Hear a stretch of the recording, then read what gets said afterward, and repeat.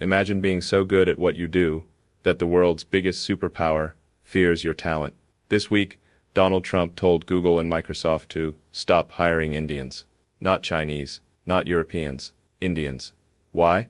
Because the Indian mind is no longer just coding in the background. It's now building the future of artificial intelligence, space, and technology. On a warm afternoon in Washington, at a high-profile artificial intelligence summit filled with the brightest minds in tech, Donald Trump stood behind the podium, adjusted the mic, and dropped a bombshell that sent shockwaves across Silicon Valley and straight into the heart of India. With the cameras flashing and executives from Google, Microsoft, and OpenAI in the room, he said it, loud and clear: American companies must stop hiring Indians. For a moment the room froze, not because they didn't hear it, but because they couldn't believe what they had just heard. This wasn't a vague political jab. This was a direct command to the world's most powerful tech companies to freeze out Indian talent, the very backbone of their success. Trump didn't stop there. He accused tech giants of being unpatriotic. He said they had lost touch with American values. He pointed fingers at Google for building offices in India, slammed Microsoft for hiring abroad, and accused Apple of manufacturing in China. In his words, these companies were built with American freedom, on American soil,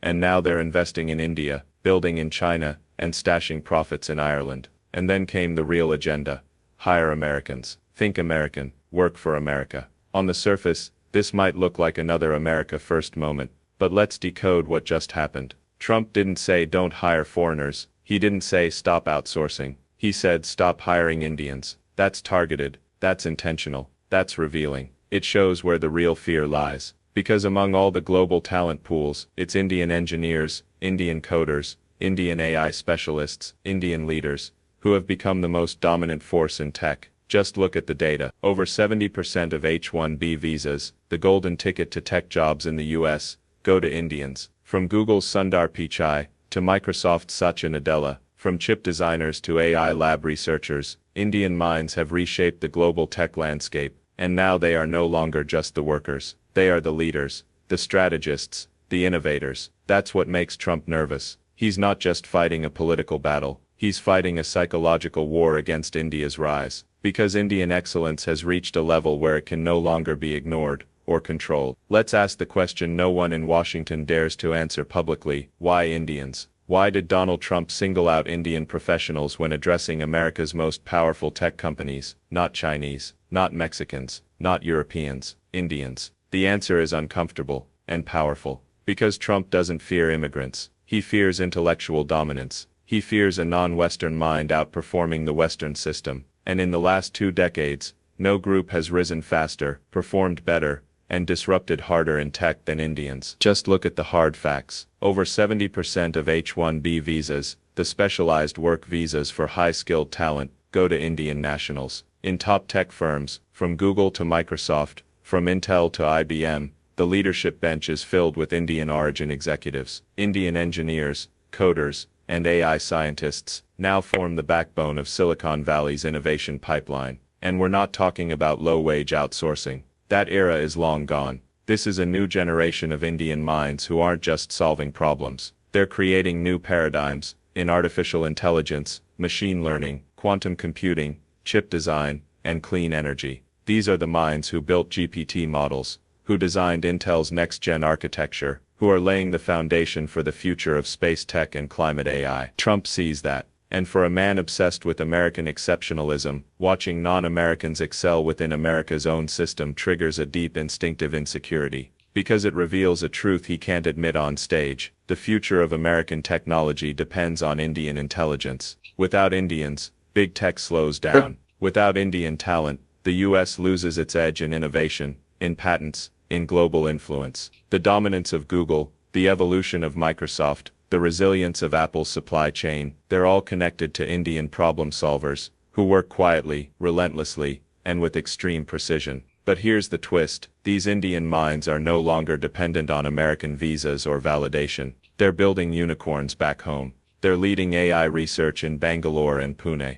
They're scaling startups in Singapore, Dubai, and London. And that scares Trump even more. Because the global flow of talent, once centralized in the US, is now decentralizing, and India is emerging as the new intellectual superpower. The US can't control it, it can't contain it, And when he tells companies like Google and Microsoft to stop hiring Indians, what he's really saying is, stop the rise of the Indian brain. It's getting too powerful. But history doesn't wait for permission, especially not when 1.4 billion people are building their own future and no longer asking for the keys to someone else's system. Let's not sugarcoat this. When a former US president stands on stage and says, "Don't hire Indians," it shakes the foundation of everything we thought we knew about globalization, meritocracy, and the so-called land of opportunity. So we need to ask, is this racism disguised as policy, or is it something colder, something more strategic? Let's break it down. Donald Trump didn't say, "Don't hire foreigners." He didn't say, "Stop outsourcing." He targeted a specific nationality, at a specific moment, on a stage full of corporate giants that depend on global talent. That isn't a slip of the tongue, that's intentional signaling. But is it racism? Not in the traditional sense. It's not about skin color, it's about economic identity. Indians are no longer seen as underdogs. They are seen by Trump and his circle as a rising intellectual elite. And in today's geopolitical climate, that makes them a target. What Trump is really doing here is fueling a form of economic nationalism, a strategy designed to win over a domestic audience that feels left behind by the digital revolution. In the American heartland, far from the glass towers of Silicon Valley, there are millions of Americans who lost jobs to automation, to offshoring, to restructuring. And when they look at the headlines, Google CEO, Sundar Pichai, Microsoft CEO, Satya Nadella, IBM appoints Indian American as head of AI, they feel replaced, not by robots, not by China, but by Indians. And Trump knows exactly how to play to that sentiment. He's telling his base, I will bring jobs back, I will put Americans first. These companies owe loyalty to you, not to foreign engineers with strange last names. But here's the irony he'll never admit. The reason these companies dominate globally is because they hired Indian minds. They scaled faster. They innovated deeper. They built stronger teams. In fact, many of the tools that Trump himself used to run his own digital campaigns were developed, managed or optimized by Indian developers and data scientists. And yet, now they're being painted as the problem. This is not about loyalty. It's about leverage. Trump is not afraid that Indians are disloyal. He's afraid they are too good to control. Unlike other talent pools, Indian professionals don't just enter the system. They quickly rise inside it, and often take ownership of it. That kind of mobility makes them unpredictable. And in Trump's world, unpredictable means dangerous. So no, this isn't classic racism. This is economic warfare. And Indians are being cast as the most effective, efficient and quietly dominant competitors on the field. Artificial intelligence isn't just a technology, it's a battlefield. And the country that controls AI, controls the future, from finance to defense, from space to surveillance. That's the new global race. But here's the thing. America is no longer running it alone. Something radical is happening. The most critical breakthroughs in AI, the algorithms, the neural nets, the training data sets, are no longer coming solely from Harvard, Stanford, or MIT. They're coming from Bangalore, Hyderabad, and IITs across India. And that's what really keeps people like Donald Trump awake at night. Because for decades, the West enjoyed one major advantage: centralized control over innovation. The best ideas, the best labs, the best engineers, they all flowed into the US. But now, the model is breaking. Talent isn't migrating the way it used to. It's building ecosystems back home. India is investing heavily in AI, chip design, semiconductors, quantum computing, and supercomputers. Indian engineers are not just coding AI models, they're training them, scaling them, deploying them at scale, for Indian needs, on Indian infrastructure. And the results are clear. India is launching its own AI innovation hubs. Indian startups are building AI tools, tailored to languages, agriculture, logistics and even drone warfare. Indian origin researchers are leading global research papers, and some are heading billion-dollar AI divisions in the US and Europe. Now ask yourself, what happens when the world's largest democracy, filled with millions of trained engineers, becomes a tech sovereign? It no longer asks permission. It no longer needs American validation. It starts defining its own future. And for someone like Trump, who believes in controlling power, not sharing it, that's unacceptable. So he resorts to the only tool left in the political playbook: containment. If you can't beat the Indian mind, restrict its access, freeze hiring, tighten visas, use nationalism.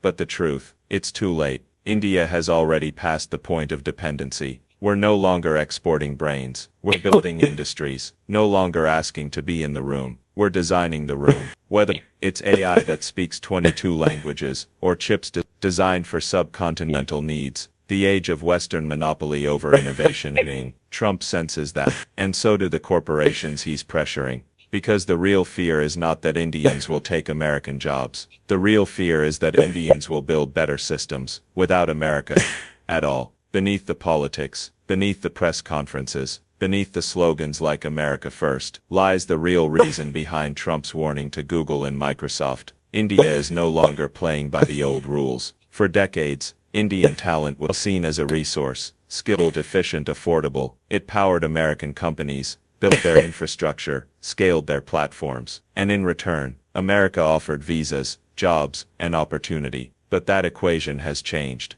The new India isn't chasing jobs, it's building independence, and it's doing it on every front. Strategic autonomy in foreign policy, balancing Russia, the US, and even China. Sovereignty in tech innovation, from AI to chip manufacturing. Growing dominance in space exploration, digital payments, and even defense tech. And most of all, Indians are no longer waiting for a Western stamp of approval. They're leading companies, founding unicorns, and solving billion-person problems on their own terms. That's the real threat. Because for people like Trump and the outdated systems they represent, control is everything, and control requires leverage. But here's the truth. America is rapidly losing leverage over India. When you can't control the talent, when you can't buy the loyalty, when you can't dictate the path, you try to block it. Telling Google and Microsoft to stop hiring Indians isn't about helping American workers. It's about slowing down India's global ascent before it becomes irreversible. But here's the irony. That moment has already passed. Today India has one of the world's fastest growing startup ecosystems, thriving space agency, competing with NASA and SpaceX, an AI sector tailored to Indian languages, and data trade relations with both the West and the East, without choosing sides. It's no longer a follower.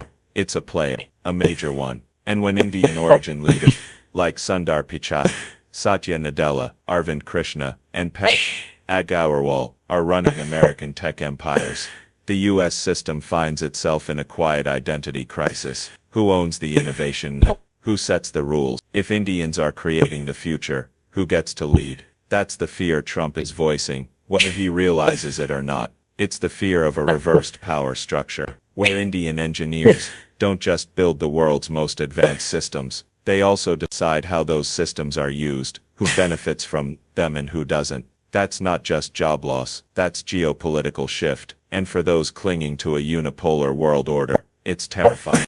So now you know, Donald Trump didn't just make a speech. He revealed a deep, unspoken fear shared by many in the West. Not fear of immigrants, not fear of job loss, but fear of something far more profound. The fear that India no longer needs permission, because for the first time in modern history, the Indian mind is no longer waiting for a visa. It's creating ecosystems.